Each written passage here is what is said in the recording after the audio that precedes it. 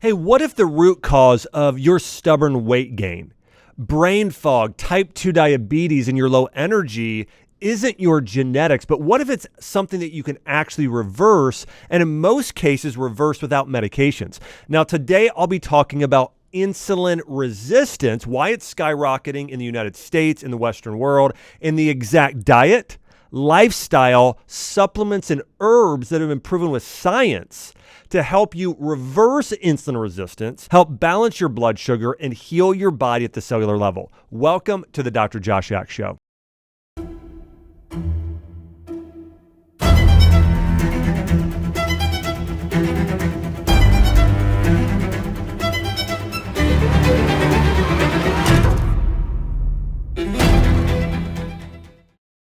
Now, this is an incredibly important episode because so many people are struggling with insulin resistance. And first off, I want to let you know what insulin is.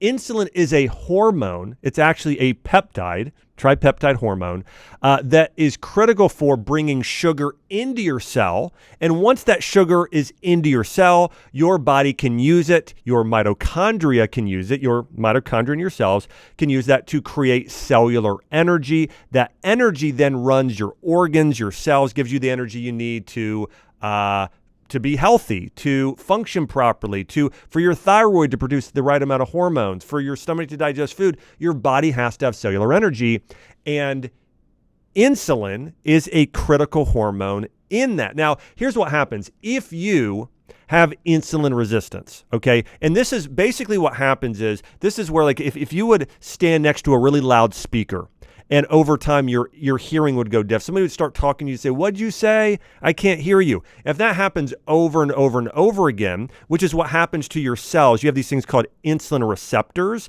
So they receive the hormone insulin. Those can stop working. They basically break, okay, stop working. And then insulin can't go to the receptor site. So then now sugar can't be let inside your cell. It's like insulin is like the key, right? Insulin is a key to the door. Unlocks the door, opens the door, now sugar can get inside your cell.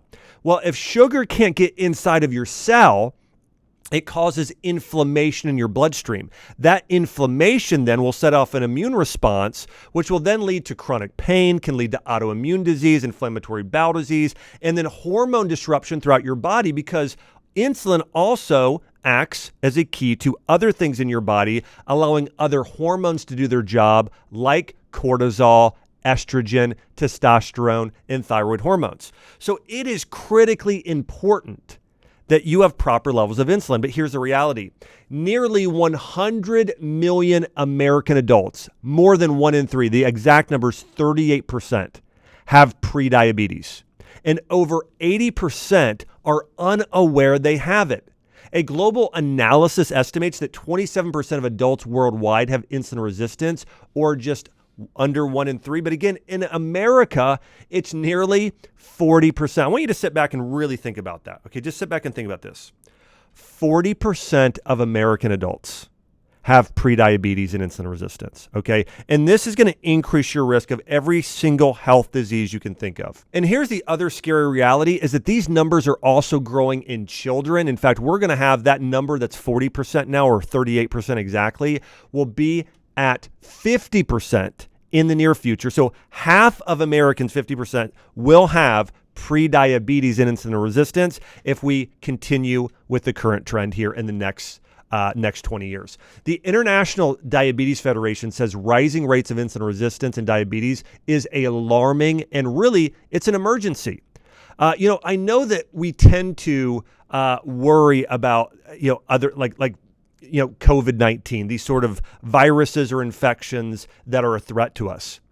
Prediabetes and insulin resistance, which is really tied to obesity and a number of other health issues, that is a much bigger risk. It kills way more people than something like COVID did, or other types of viral threats. And the main cause of prediabetes in the United States and insulin resistance is the widespread consumption of ultra-processed foods, which are highly palatable. They taste great. They're very calorie dense, but they are void of nutrition.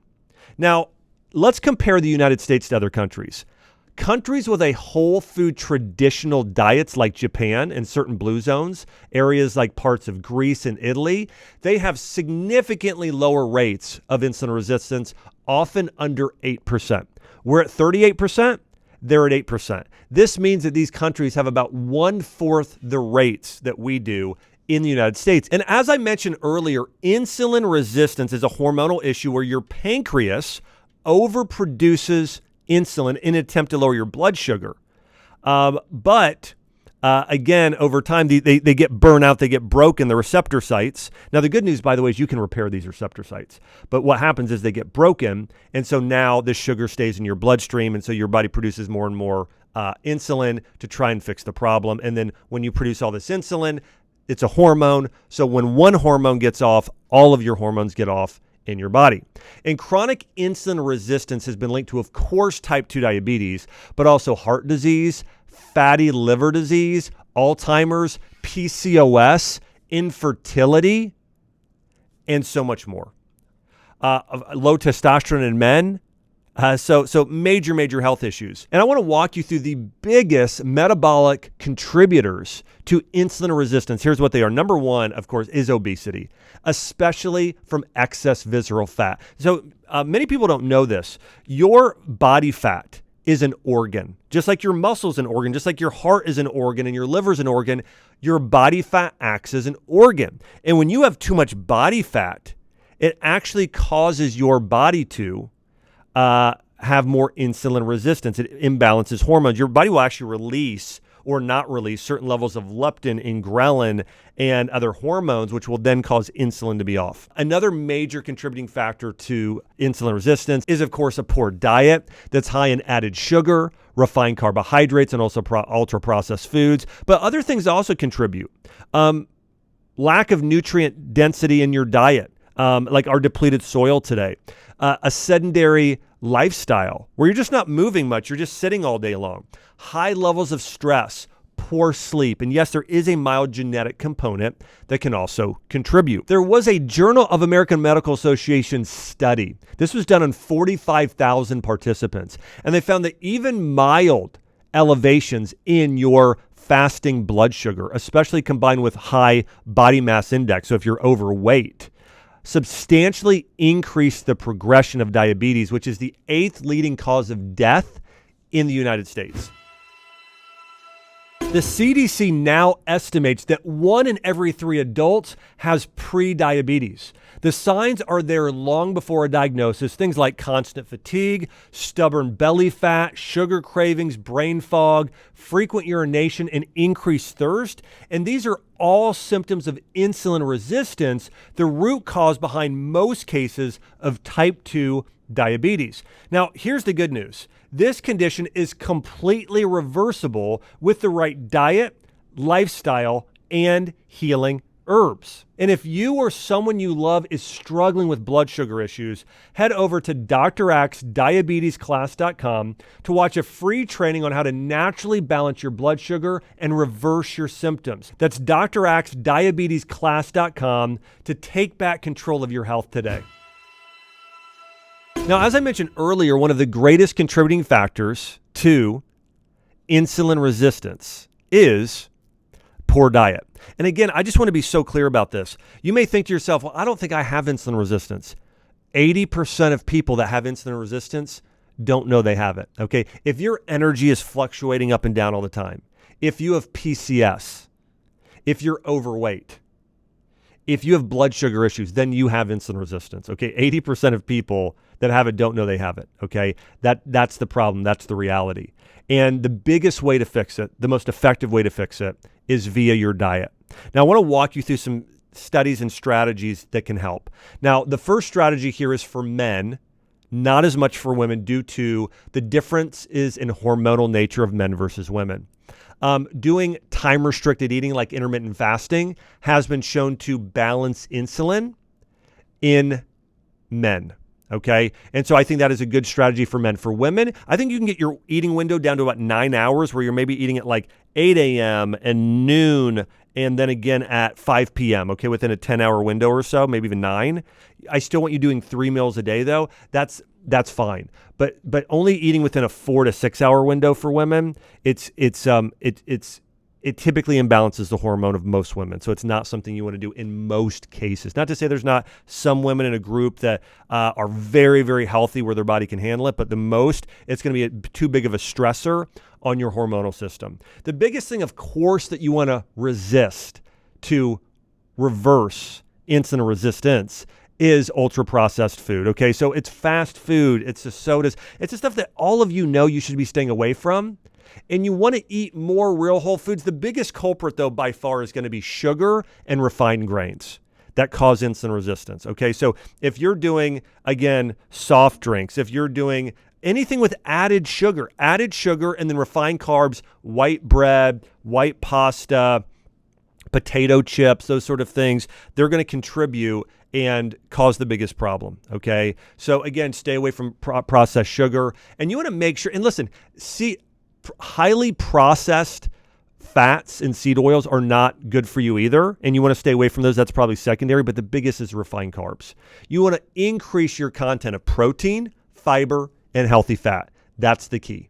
All right, that's the key right there. The most effective diets for reversing insulin resistance are whole food-based diets, Mediterranean diets, and diets that are more ancient nature, like a biblio diet. These are diets that consist of eating real food and real food alone. Okay.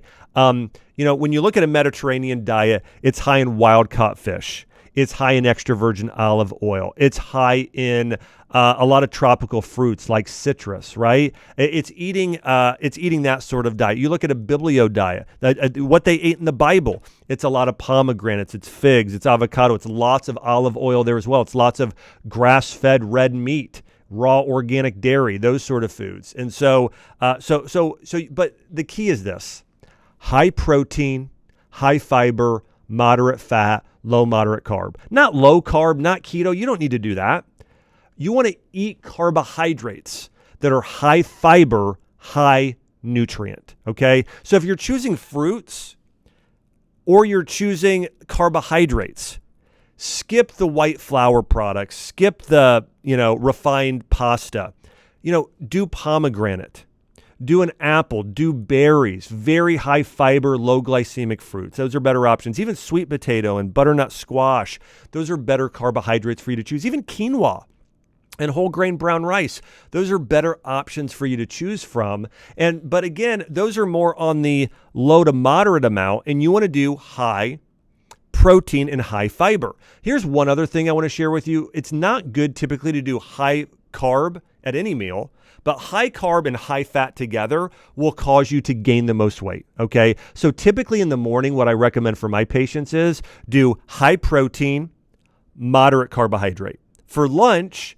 do high, and of course, high fiber. For lunch, high protein, high fiber, and then you could do either carb or fat. And for dinner, high protein, high fat, no carbs, very low carbs, okay? That's sort of the ideal way to eat, is lots of protein, lots of fiber, lots of nutrients in your food. And if you can do that with lots of organic meat, lots of vegetables, some fruits and healthy fats, you will heal, you will balance your insulin, and you'll do it fast. Now, there are other things you can add in your diet, which I'll get into in a little bit as well, some specific herbs and supplements that will take your blood sugar to a whole new level as well and lower it to where it needs to be. And here's the great news is that these they're called beta cells on your pancreas. There's certain types of cells that have these insulin receptors, right? That help bring sugar inside the cell. You can repair those. You can heal those. I had a couple. They were both professors in Nashville. We have a lot of great schools here in Nashville: Vanderbilt, Belmont, Lipscomb, Middle Tennessee State. There's a lot of great schools here. And they were both professors. They were both around 60 years old. And they came into my practice. I want to say he was about 60 pounds overweight. She was about 30 pounds overweight. And they'd been on type 2 diabetes medications she'd been on it for 10 years. He'd been on it for 25 years. And they just said, hey, we want to get healthy. We feel like we want to start aging well. And we reversed both of their type 2 diabetes off. A1C levels completely normalized, reversed it. For her, it took 40 days. For him, it was like 60 days. completely off their medications. And by the way, I've seen this over and over again. I've been able to help thousands of patients completely reverse their type 2 diabetes, and some of them in as little as 2 weeks, complete reversal off their medications. You can do it. Your cells can heal and heal quickly. Certain cells heal faster than others, right? Certain organs heal. Those insulin receptor cells heal very quickly, okay? Your bones take a little bit longer to heal. Your brain tissue, your nerve tissue is probably the slowest healing, but those cells heal quickly. So if you have insulin resistance, you can or type 2 diabetes or prediabetes, you can absolutely reverse it in most cases in 30 days. And at the very max, most people can reverse it in 90 days. Complete reversal if you do the right things. One of the most important things to do, by the way, when you want to reverse insulin resistance is lose weight. A Yale University study revealed that a 10% weight loss significantly reduced liver fat and reversed insulin resistance and type 2 diabetes.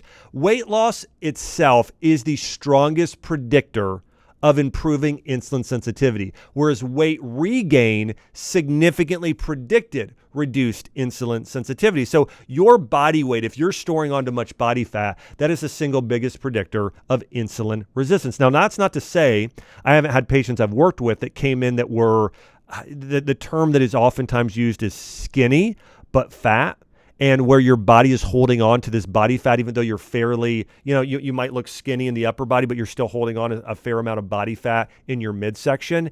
I still have had plenty of people that have been lean who have had insulin resistance in that way. But again, the single biggest thing to fix this is losing the excess body fat. The most common medication prescribed for type 2 diabetes or insulin resistance is metformin. I want to say, though, that metformin does not come without major side effects. One of the side effects of metformin is that it depletes your body of vitamin B12 and numerous other nutrients. And so when you're taking this drug, your body is losing more B12 and more B12 and more B12 and a number of other B vitamins and nutrients. What's so crazy to me? There are even prominent doctors that you would recognize that are in the medical space who talk about longevity. And they themselves have promoted metformin, taking it like a vitamin, a longevity drug. And the reality is these people are highly unaware of the nutritional deficiencies it's causing. And so if you ever see a doctor saying, you should take metformin, it's a good longevity drug, listen, I'm sure they can pull up a research study to show that metformin supports the body in some area, and maybe even with a group of people where they're severely diabetic, it will increase their longevity. I'm absolutely certain that there are research studies because I've seen those research studies myself. But the reality is, if you're comparing taking metformin to instead taking the supplements I'm going to hit on in a minute and changing your diet, that's the cure. Doctors should be sued for malpractice.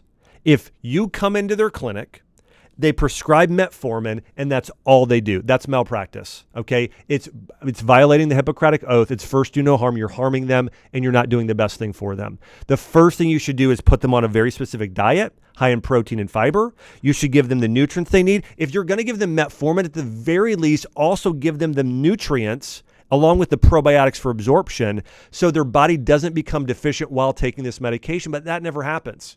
There was a study, it's called the Diabetes Prevention Program, that found that diet and exercise achieved nearly twice the risk reduction for progressing of type 2 diabetes compared to the medication metformin. So we have very clear evidence and data that diet recommendations and exercise are double, far, far more effective than the medication metformin, and they also don't have the serious side effects that come along with it.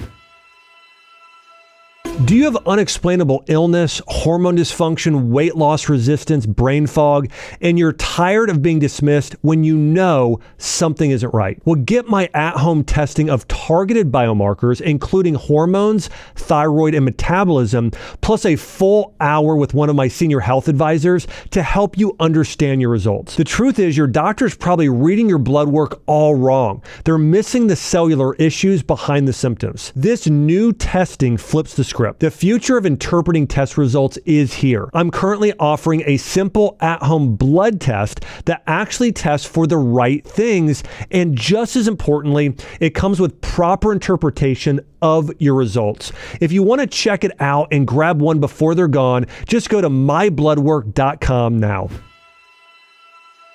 Now, I want to revisit fasting, and I do think being aware of how much we eat and not overeating is important, but I think the biggest thing is more protein and fiber. Remember, protein, fiber, protein, fiber, protein, fiber, and you're going to get that from organic meat, vegetables, and high fiber fruits like apples, berries, and pomegranate. Okay, those are the absolute best there for you to be eating on a regular basis. And then maybe even some things like walnuts on occasion, right? So that's kind of the ideal there of what you should be consuming. Fasting can have its benefits. I would say if you are a woman and want to fast, then I would recommend fasting 1 day a week and not every day. Maybe you skip breakfast and lunch 1 day a week and then you eat dinner, but not overdoing it. Remember this, fasting is a type of stress on the body.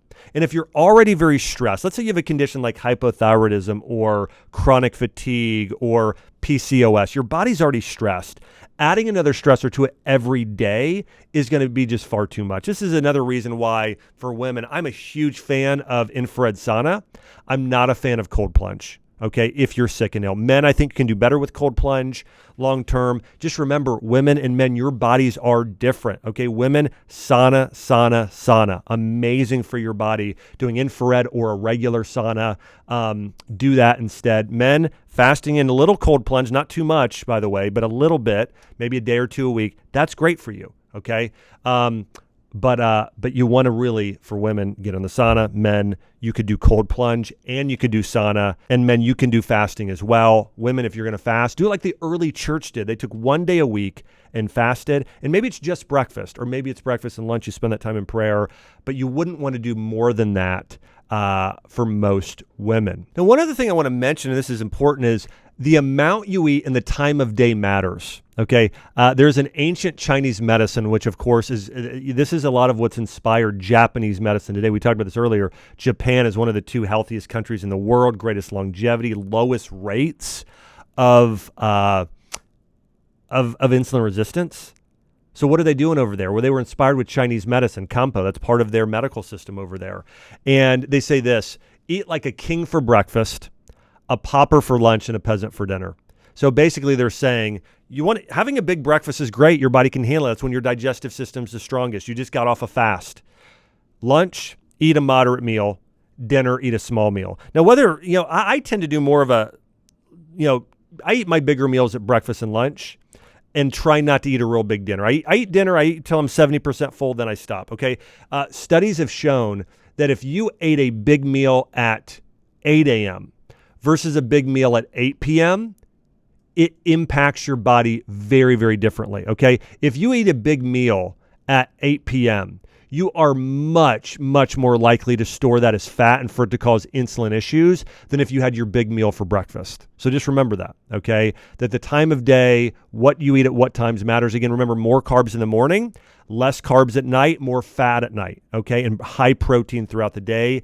That's the key to healing. Now let's talk about exercise, sleep, and stress before we get into the supplements. Both resistance training and aerobic activity significantly enhance insulin sensitivity and glucose disposal. On the other hand, stress and sleep deprivation elevate cortisol, which, listen, here's what happens. When cortisol goes up, insulin resistance goes up, okay? And so stress, being in a fight or flight state all the time, causes that insulin resistance issue. Cortisol is this master hormone that sort of causes every other hormone in your body to get imbalanced.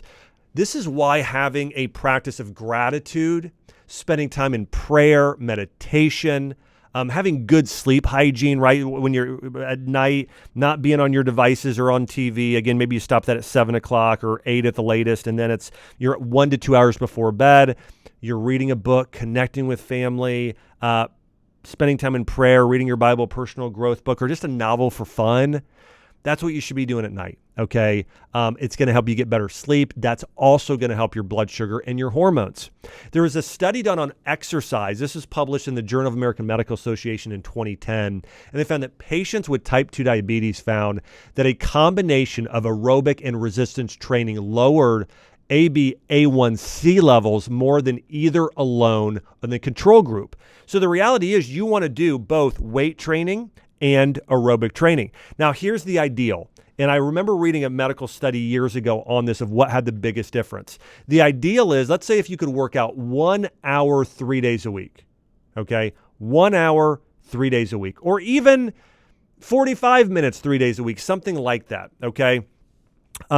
What you'd want to do is start off with the first 2/3 or so, or 3/4 should be weight training. And then the last bit should be cardiovascular exercise. Okay, so like here's what it looks like for me. Like I went in this morning and I'll pick a few body parts, and let's say I work out more than this, but if I did 3 days a week, one day I would do legs and core. Another day I might do back and chest. Another day I might do arms and maybe more intense cardio or something like that. And then what I'll do, so if I go in, I'll do 45 minutes of weight training, and then my last 15 minutes, I'll do aerobic cardio, or I'll do a 5-minute warm up, and then I'll end with 10 minutes of cardio, okay? Some sort of ratio like that where you're doing at least a little more weight training than cardio, that's the ideal for you losing the most amount of weight and the most insulin resistance. And when you do your cardio, it's best to do some of those intervals where you're going hard 1 minute, easy for a minute. Like I use a Peloton bike. I love using the Peloton. I have no financial connection. My wife and I enjoy having the trainers there and doing it like that. We have a bicycle. I'll go out and cycle around the neighborhood. I swim as well. And I also get on one of those curved treadmills. And I will run on there as well and do intervals. Okay. That's the sort of cardio I do. And in the studies show that a combination of weight training, and with weight training, you want to work your bigger muscle groups. You want to work your butt, your hamstrings, your quads. You want to work your legs and butt the most. And then after that, your back. Okay. Your back, your chest, your shoulders. That's going to move the needle the most. So working those big muscle groups combined with the interval cardio, that's the best for your blood sugar. And there was one large-scale study published in JAMA in 2011, and what they found was this was done on over 8,530 patients. The benefits were those who exercised about 150 minutes per week. So that's about working out for at least you want to do 45 minutes, 3 days a week. Okay, those people, when they combined it with diet, saw tremendous results at reversing type 2 diabetes, balancing insulin, reversing PCOS, any and all of those conditions. Another thing I do want to mention is there's so many studies on sleep deprivation. It is so bad for you. You need 8 hours of sleep a night. 8 hours. A study published in The Lancet found that restricting sleep to 4 hours for 6 nights in healthy men caused a 40% reduction in glucose tolerance, mimicking pre-diabetic levels. So losing sleep, not getting sleep is really bad for your body. Get good sleep for hormone balance. And then the last reality is this before we dive into the herbs and supplements. Your mindset matters. There was a study on this, 5 systemic reviews, and a meta-analysis found that mindfulness interventions, gratitude, prayer, reading your Bible, meditation, modestly improve your A1C levels and reduce stress, depression, and anxiety with people with diabetes. So it makes a difference as well. Having these good practices that help lower cortisol, improve your mood, give you purpose, this helps heal your body as well. If you're constantly tired, gaining weight for no reason, or feeling mentally foggy, these could be signs of a thyroid issue like hypothyroidism or Hashimoto's. The good news is there are natural ways to support your thyroid through the right foods, herbs, nutrients, and daily habits. And if you or someone you love is struggling with thyroid problems, I've created a free resource just for you. You can head on over to thyroidclass.com to discover practical steps you can take today to start healing your thyroid naturally. That's thyroidclass.com. Your journey to better energy, focus, and healing starts now. Now let me walk you through the supplements and herbs that most improve insulin resistance and help heal and reverse diabetes, including prediabetes. Number 1 is berberine. Berberine is a compound that is found in bayberry leaf Oregon grape, and golden seal. And it's a plant alkaloid with effects similar to metformin without all the side effects. It helps fasting glucose and improves your A1C levels. It works by activating something in the body called AMPK, activated protein kinase pathway, which enhances insulin sensitivity, regulates glucose, and promotes longevity. And what I find such a shame is that doctors are still prescribing metformin when berberine is more natural and equally impactful on the body. But if you've got blood sugar issues, number one herb, berberine. By the way, berberine also has some antimicrobial benefits, and it can be great for treating candida as well. Now, how you want to take berberine is typically 500 milligrams 3 times daily for 3 months. Okay, that's about what you want to do. 500 milligrams 3 times daily for 3 months and see where you're at. In studies, there was a reduction in A1C levels by an average of 0.9%, similar to the effects of metformin. It's very, very similar in its effects. Number 2, vitamin D. It lowers insulin resistance. One study found that vitamin D deficiency was observed in 48% of patients with type 2 diabetes. And remember, again, vitamin D is also a prohormone. Many, many benefits there for your metabolism. Here's another one that's sort of underutilized in America today, but this is one of the number 1 remedies in all of Asian medicine for blood sugar, and it's called mulberry leaf. It's been shown to slow carbohydrate absorption, reduce post-meal sugar spikes. There was a study done on 37 individuals, and they found that at doses of around 250 milligrams and significantly lowered post-meal blood sugar by around 33%. So loads and loads of benefits there of mulberry leaf. I do that as a powder. It's almost like a green tea matcha, like a little bit of that flavor. But you can buy it in capsules or do it as a tea. But mulberry leaf's amazing for your blood sugar. Gymnema sylvestre. This is known as the sugar destroyer in Ayurvedic medicine. So this was one of the number 1 herbs used in Ayurvedic medicine for balancing blood sugar. And it's the number 1 herb used in India today for blood sugar. So Gymnema is a great option as well for blood sugar. Number 5, now this is a trace mineral that I love, and I would put it up there as maybe number 2 behind berberine for me in terms of what's the most effective for blood sugar, and it's chromium or chromium picolinate. This enhances insulin receptor binding and improves your blood sugar. A randomized trial on 180 people with type 2 diabetes found that chromium picolinate supplementation of doing around 1,000 micrograms a day significantly improved A1C levels, fasting, and 2-hour glucose compared to control groups. Also, it improved cholesterol. So many, many benefits there. So if you're like, what are the top 2 things I could take, period?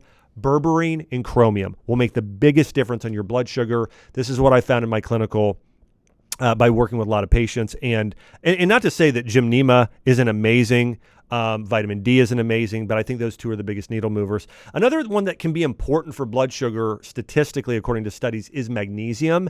Magnesium is just responsible for so many functions of your cell that if you're deficient, it's going to cause you to have insulin resistance. And so it's not typically as effective as chromium or berberine or even the others. But it has been found to be deficient in people in study after study. Another big one, this is also used in Ayurvedic medicine, is fenugreek.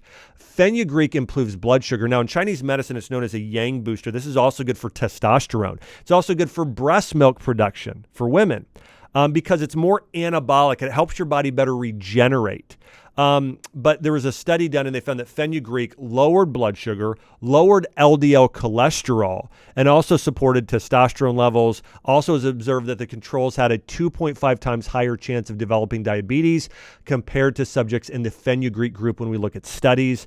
And so fenugreek is another favorite. And then one of my absolute favorites, this is maybe number 3 for me, if we're ranking them under berberine and chromium, is cinnamon, and specifically Ceylon cinnamon. It's been shown to improve blood sugar as well. There was a meta-analysis where they combined 24 different clinical trials, and they found that cinnamon supplementation significantly lowered fasting blood sugar, A1C levels, and insulin resistance in people with type 2 diabetes. Now, the way that I like to add cinnamon to the diet is just do that as a powder rather than a supplement.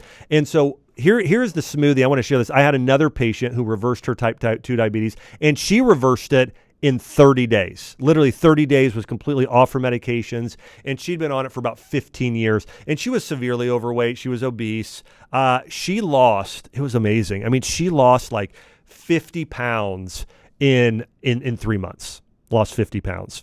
But even within her first 30 days, she started doing something where she would add in, she did almost a full tablespoon of pumpkin pie spice a day, or Ceylon Cinnamon a day. So she would do this smoothie in the morning that included half a can of pumpkin. So she just did some canned pumpkin. She would do 40 grams of protein powder. She would do 20 grams of collagen, 20 grams of plant protein, and she would just do a big old teaspoon of Ceylon Cinnamon. And she completely reversed her diabetes in 30 days, her type 2 diabetes and insulin resistance. It was amazing.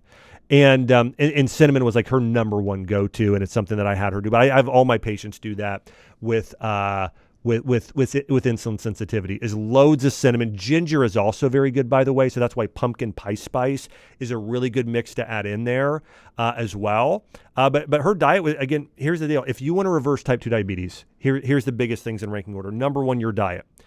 Protein and fiber, protein and fiber, protein and fiber. Stay away from refined carbs, ultra-processed foods. Stay away from this stuff. Meat, vegetables, high glycemic fruits like pomegranate, berries, and apples. Okay, if that's your diet predominantly, maybe you do a little bit of sweet potato too, pumpkin, butternut squash, those types of things. Some healthy fat like avocado, coconut oil, extra virgin olive oil.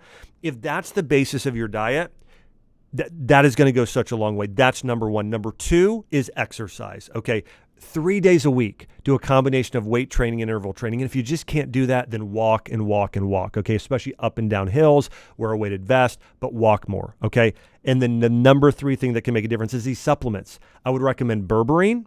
I'd recommend Chromium. You can take any of those others as well, but those two at the very least. And then loads of cinnamon in your food, or pumpkin pie spice. And if you can do that, you can reverse insulin sensitivity very quickly. Now, I do want to mention there's a few others I really like. I do like alpha lipoic acid. That would be the other supplement I would add to the list. It's an antioxidant that supports insulin signaling. And then if a woman also has PCOS, which if you do everything I just told you, the PCOS will be improved dramatically and very quickly. But inositol, I really like as well, and it's useful for balancing those hormones if you have PCOS there as well. So remember this, insulin resistance is incredibly common. Nearly 40% of Americans are insulin resistant or pre-diabetic, yet 80% of people don't know they have it. But it is completely reversible without medications. Diet is the central. Exercise and supplementations are also critical at supporting the body. But remember, if you follow the advice I shared with you, you can see incredible results. Remember also, hey, good sleep, have fun, keep the stress low by doing things you love to do. And if you follow this advice, you can reverse it incredibly quickly. And remember, there are so many conditions that are insulin related. So if you're struggling with obesity or just being overweight, you're 5 to 10 pounds overweight, that's insulin issue. If you are having low energy, like your energy is up and down all the time, okay? Heart disease, PCOS, risk of Alzheimer's disease, oftentimes cancer, non-fatty liver disease, all of these issues have an insulin component. So if we can fix insulin, your body can heal, and it can heal very, very quickly. I want to say thanks so much for tuning in here to the Dr. Josh Ack Show. Remember, each and every week we're diving deep into the science and principles of how you can heal physically, mentally, spiritually, and take your health and your life to the next level. I want to encourage you to subscribe to the show. I know many of you are not subscribed. By the way, the number one thing you can do to support the channel is subscribe. By the way, we could talk about a lot of things on the show that tend to be controversial. I actually just was interviewing with Gary Brecka and Barbara O'Neill, and we've got Mark Hyman coming up in the future, and so many people. We talk about some pretty controversial stuff, and because of it, sometimes my videos get shadow banned on YouTube. So if you're not subscribed, it may not show up on your feed, and you may miss one of our best episodes. So I want to encourage you, make sure to subscribe. And also, there are so many people now that have insulin resistance, they don't know it. So thank you, all of you that are on mission with me, for sharing this episode. I can't wait to see you on the next one.